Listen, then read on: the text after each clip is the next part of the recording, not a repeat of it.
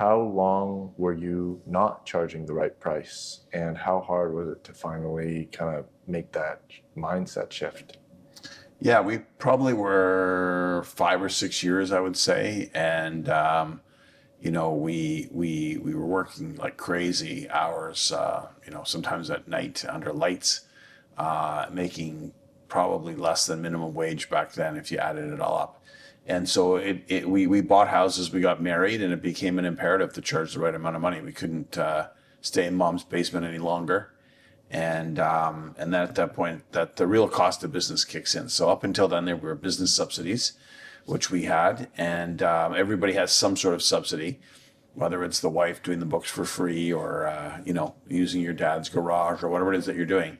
But at the end of the day, those things run out, and then the real cost of business kicks in.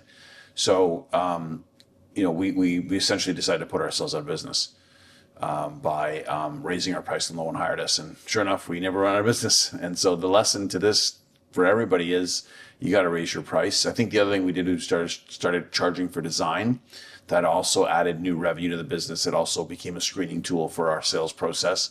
And it also made us do better designs because they actually meant something. So I think those were the steps to us getting to be more successful and taking the fear out of it. Essentially, like at some point, you got to take a leap of faith. And, that's the magic for sure. And why do you think that so many people struggle with charging what they're actually worth?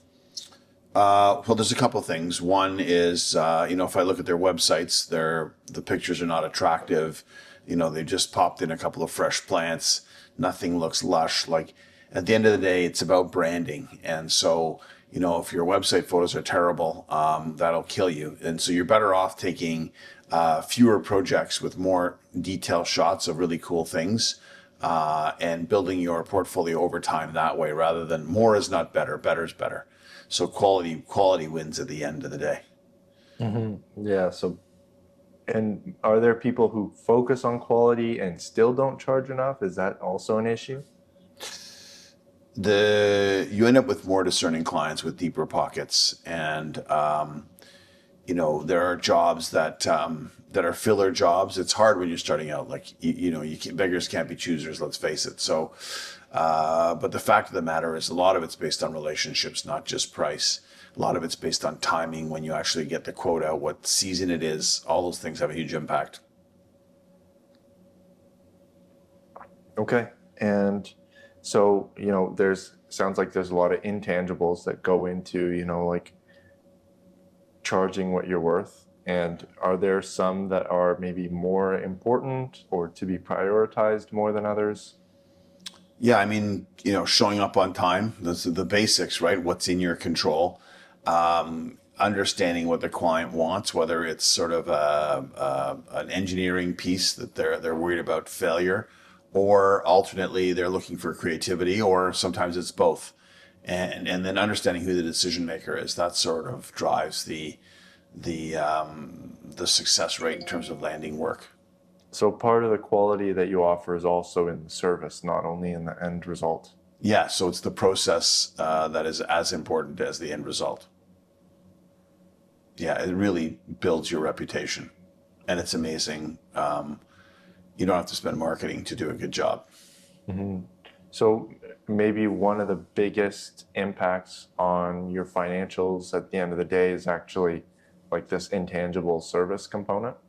For sure, it really helps your goodwill, and it's about trust at the end of the day, right? So yeah, there's cheap clients for sure, and I would rather not work for a week and then charge 20% more and pay my people to not work than to just take on any old job and then not get paid. So that's there are clients who are just awful, and so you want to avoid them like the plague. Like it's cheaper to pay your guys to not work. It really is.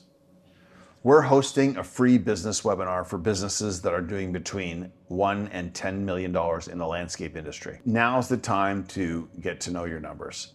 The ignorance is costing you huge. You're spending money that you shouldn't be. You're making poor investment choices. Your cash flow is a mess. You're late on your taxes. You're late on your financial obligations. It's time to clean that up. During the webinar, we'll bring your company clarity on its financials. Click the link below to get your tickets. It's completely free.